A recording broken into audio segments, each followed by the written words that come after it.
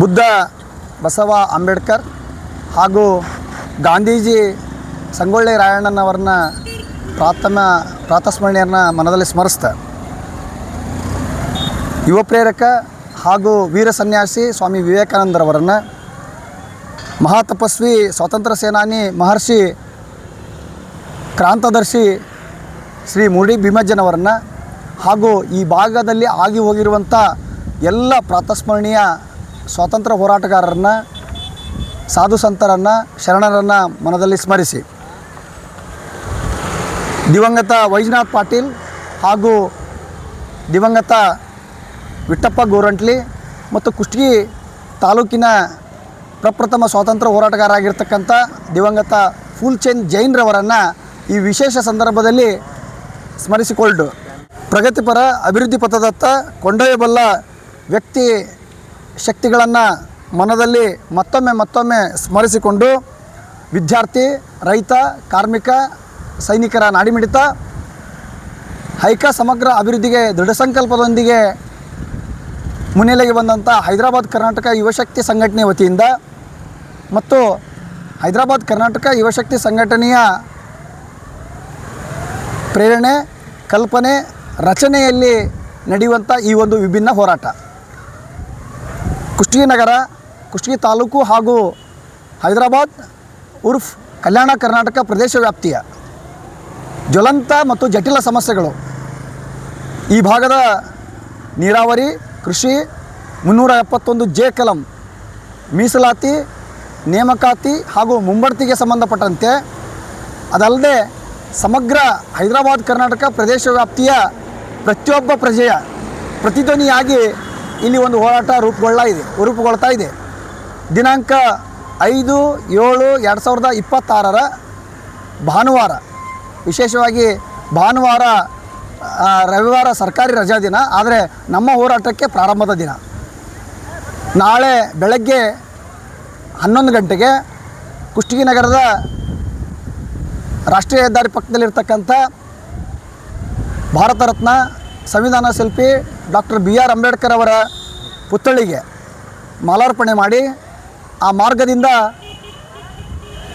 ಶ್ರೀ ವಿಶ್ವಗುರು ಜಗಜ್ಯೋತಿ ಶ್ರೀ ಬಸವೇಶ್ವರರವರ ಪುತ್ಥಳಿಗೆ, ಬಸವೇಶ್ವರ ವೃತ್ತದಲ್ಲಿರ್ತಕ್ಕಂಥ ಬಸವ ಪುತ್ಥಳಿಗೆ ಮಾಲಾರ್ಪಣೆ ಮಾಡಿ, ಬಸವೇಶ್ವರ ವೃತ್ತದಿಂದ ಕೊಪ್ಪಳ ರಸ್ತೆ ಕರ್ನಾಟಕ ರತ್ನ ಡಾಕ್ಟರ್ ವಿಷ್ಣುವರ್ಧನ್ರವರ ರಸ್ತೆಗೆ, ಆ ಮಾರ್ಗದಲ್ಲಿರ್ತಕ್ಕಂಥ ಈ ದೇಶ ಕಂಡ ಅಪ್ರತಿಮ ಸ್ವಾತಂತ್ರ್ಯ ಹೋರಾಟಗಾರ, ದೇಶಭಕ್ತ, ಕ್ರಾಂತಿವೀರ ಶ್ರೀ ಸಂಗೊಳ್ಳಿ ರಾಯಣ್ಣನ ಪುತ್ಥಳಿಗೆ ಬಂದು ಮಾಲಾರ್ಪಣೆ ಮಾಡೋದ್ರ ಮುಖಾಂತರ ಇಲ್ಲಿ ಒಂದು ಹೋರಾಟ ನಿರಂತರ, ವಿಭಿನ್ನ, ವಿಚಿತ್ರ, ವಿಡಂಬನಾತ್ಮಕ, ವಿರೋಧಾತ್ಮಕ, ವಿಸ್ಮಯಕಾರಿ ನಿರಂತರ ಹೋರಾಟ ಪ್ರಾರಂಭ ಆಗಲಿದೆ.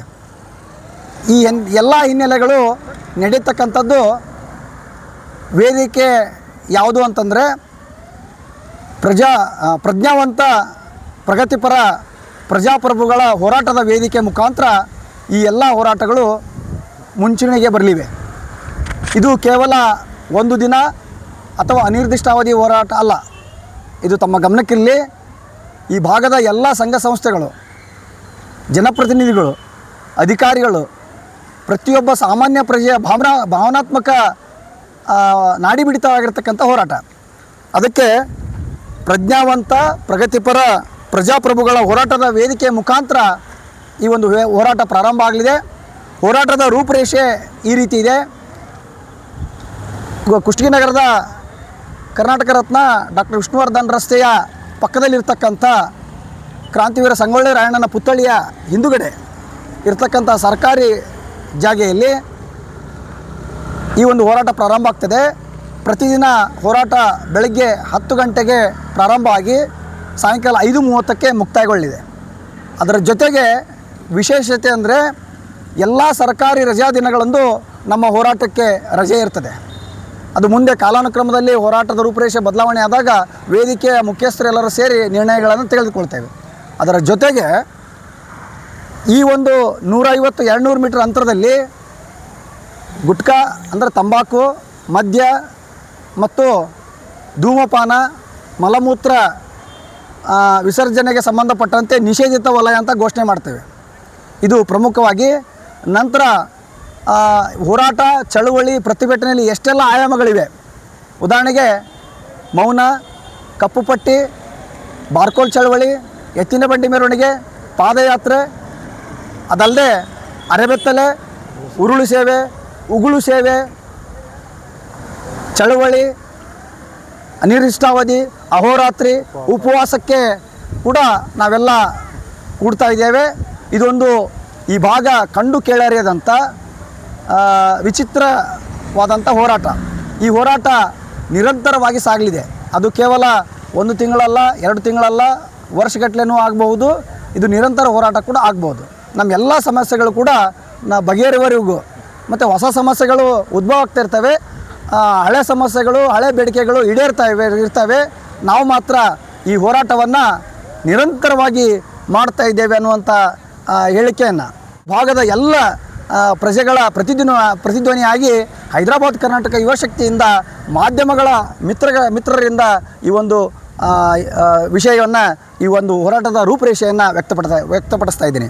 ಅದರ ಜೊತೆಗೆ ವೈಯಕ್ತಿಕವಾಗಿ ನಾನು ಶ್ರೀ ಬಸವರಾಜ್ ಎಸ್ ಗಾಣಗೇರ್ ಪ್ರಗತಿಪರ ಚಿಂತಕ ಮತ್ತು ಹೋರಾಟಗಾರನಾಗಿ 2016ರಿಂದ 2026ರವರೆಗೆ ಹಾಕಿರ್ತಕ್ಕಂಥ ಅಂದು ಏಕವ್ಯಕ್ತಿ ಇಂದು ಹೈಕ ಯುವಶಕ್ತಿ ಅನ್ನುವಂಥ ಶೀರ್ಷಿಕೆಯಡಿ 10 ವರ್ಷದಲ್ಲಿ ಆಗಿರ್ತಕ್ಕಂಥ ಹೋರಾಟದ ಎಲ್ಲ ಆಯಾಮಗಳನ್ನು ಒಳಗೊಂಡು ಮುಂದೆ 10 ವರ್ಷ ಈ ಭಾಗ ಯಾವ ರೀತಿ ಇರಬೇಕು ಅನ್ನೋಂಥ ಚಿಂತನೆ ಮೇರೆಗೆ ಇಲ್ಲಿ ಒಂದು ಭಾವೈಕ್ಯತೆ ಇದೆ. ಈ ಕ್ರಾಂತಿವೀರ ಸಂಗೊಳ್ಳಿ ರಾಯಣ್ಣ ಈ ಭಾರತ ದೇಶ ಕಂಡ ಅಪ್ರತಿಮ ಹೋರಾಟಗಾರ, ನಮ್ಮ ಭಾಗದ, ನಮ್ಮ ಕರ್ನಾಟಕದ. ಇದು ಭಾವೈಕ್ಯತೆ ಮತ್ತು ಭಾರತ 371J ಕಲಂ ಕೂಡ ಭಾರತ ಸಂವಿಧಾನಕ್ಕೆ ಸಂಬಂಧಪಟ್ಟಿದ್ದು, ವಿಶೇಷ ಸ್ಥಾನಮಾನದ ಕಲಂ. ಹಾಗಾಗಿ ನಾನು ಪ್ರತಿದಿನ ಕೇಸರಿ, ಬಿಳಿ, ಹಸಿರು ಮೇಲಂಗಿಯನ್ನು ಉಡುಪಾಗಿ ಸ್ವೀಕರಿಸ್ತಾ, ಮತ್ತು ನನ್ನ ಮುಖಕ್ಷೌರದಲ್ಲಿ ಮಧ್ಯಭಾಗದಲ್ಲಿ ಬಿಳಿ, ಎಡಗಡೆ ಮತ್ತು ಬಲಗಡೆ ಕೇಸರಿ ಮತ್ತು ಹಸಿರು ವರ್ಣದ ಕ್ಷೌರವನ್ನು ಧರಿಸುವ ಮೂಲಕ, ಮತ್ತು ಕೆಲವೊಂದು ಸಂದರ್ಭದಲ್ಲಿ ಪಾದಯಾತ್ರೆ ಮಾಡುವ ಸಂದರ್ಭದಲ್ಲಿ ನಾನು ಮಾತ್ರ ಪಾದರಕ್ಷೆಯನ್ನು ಬಿಟ್ಟು ಪಾದಯಾತ್ರೆಯನ್ನು ಮಾಡ್ತೇನೆ. ನಮ್ಮ ಈ ಭಾಗದ ಸ್ವತಂತ್ರ ಹೋರಾಟಗಾರರಿಗಾಗಿ, ವಿಶೇಷ ಚೇತನರಿಗಾಗಿ, ವಿಶಿಷ್ಟ ಸಾಧನೆಗೈದಿರೋರಿಗಾಗಿ, ನನ್ನ ಜೊತೆ ಪಾದಯಾತ್ರೆಯಲ್ಲಿ ಪಾಲ್ಗೊಳ್ಳೋರು ಕೂಡ ದಯವಿಟ್ಟು ತಾವು ತಮ್ಮ ಪಾದರಕ್ಷೆಗಳನ್ನು ಬಿಟ್ಟು ಪಾದಯಾತ್ರೆಗೆ ಬರಬೇಕು ಅನ್ನುವಂಥ ಕರೆಯನ್ನು ಕೊಡ್ತೀನಿ. ಆದರೆ ಒಂದು ವಿಶೇಷವಾಗಿ ಈ ಮಧುಮೇಹ ಅಂದರೆ ಶುಗರ್ ಪೇಷಂಟ್ ಇರೋವಂಥವ್ರು, ಭಾಳಷ್ಟು ವಯಸ್ಸಾದಂಥವ್ರು, ಅವರಿಗೆ ಕೂಡ ಇದರಿಂದ ಒಂದೇನು ಎಕ್ಸಂಪ್ಷನ್ ಇದೆ, ಅವರಿಗೆ ರಿಲ್ಯಾಕ್ಸೇಷನ್ ಇದೆ, ವಿನಾಯಿತಿ ಇದೆ. ಅವರು ತಾವು ಶೂ ಅಥವಾ ಪಾದರಕ್ಷೆ ಹಾಕ್ಕೊಂಡು ಬರ್ಬೋದು.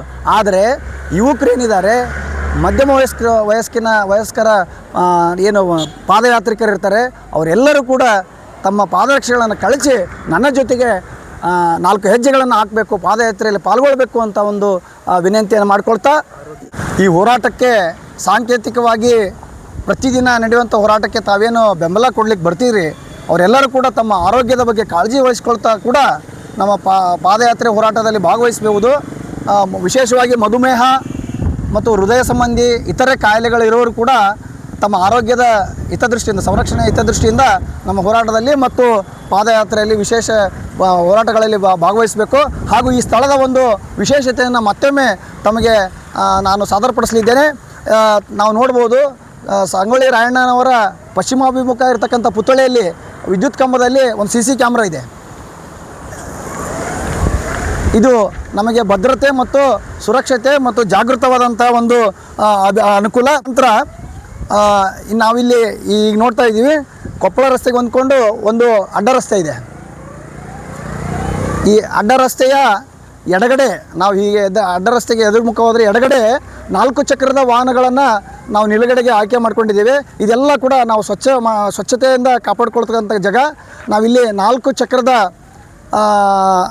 ಚಕ್ರದ ವಾಹನಗಳಂದರೆ ಕಾರ್ ಹಾಗೂ ಇನ್ನಿತರ ವೆಹಿಕಲ್ಗಳನ್ನು, ಬೃಹತ್ ವೆಹಿಕಲ್ಗಳನ್ನು ಈ ಕಡೆ ಪಾರ್ಕ್ ಮಾಡ್ತೇವೆ. ಇಲ್ಲಿ ಬರ್ತಕ್ಕಂಥ ಜನಪ್ರತಿನಿಧಿಗಳು, ಅಧಿಕಾರಿಗಳು ಹಾಗೂ ಈ ಭಾಗದ ಎಲ್ಲ ಹಿರಿಯ ಮತ್ತು ಕಿರಿಯ ಹೋರಾಟಗಾರರಿಗೆ ನಾವು ಹೀಗೆ ಹೋಗೋಣ. ಕ್ರಾಂತಿವೀರ ಸಂಗೊಳ್ಳಿ ರಾಯಣ್ಣನ ಪುತ್ಥಳಿ ಹಿಂದ್ಗಡೆ ಅವರ ಬೆನ್ನಿಗೆ ಅವರು ಮುಂದೆ ನಾವು ಹಿಂದೆ ಅನ್ನುವಂಥ ಸಂದೇಶ ಕೊಡಲಿಕ್ಕೆ ನಾವು ಇಲ್ಲಿ ಈ ಭಾಗವನ್ನು ನಾನು ಈಗ ಎಡಗಡೆ ತೋರಿಸ್ತಾ ಇದ್ದೀನಿ. ಈ ಭಾಗವನ್ನು ಖಾಸಗಿ ಮಾಲೀಕರ ನಿವೇಶನದ ಮಾಲೀಕರ ಜಾಗವನ್ನು ಬಿಟ್ಟು ಈ ರಸ್ತೆಗೆ ಹೊಂದ್ಕೊಂಡಿರ್ತಕ್ಕಂಥ ಸರ್ಕಾರಿ ಜಾಗೆಯಲ್ಲಿ ಟೂ ವೀಲರ್ ಅಂದರೆ ದ್ವಿಚಕ್ರ ವಾಹನಗಳನ್ನು ನಾವು ಇಲ್ಲಿ ನಿಲುಗಡೆ ಮಾಡ್ತೇವೆ.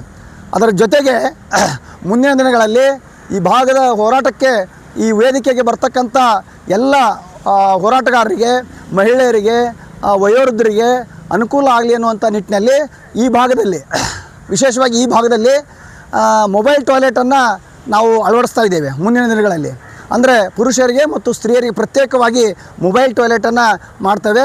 ಈ ಒಂದು ವೇದಿಕೆ 10-20 ಅಡಿ ಈಗ ತಾತ್ಕಾಲಿಕವಾಗಿ ವೇದಿಕೆ ಮಾಡ್ತೇವೆ. ಯಾಕೆಂದರೆ ಈ ಮಳೆಗಾಲ ಮತ್ತು ಇದಿರೋದ್ರಿಂದ ಮುಂದಿನ ದಿನಗಳಲ್ಲಿ ಶಾಶ್ವತವಾದಂಥ ವೇದಿಕೆಯನ್ನು ಮಾಡ್ತೇವೆ.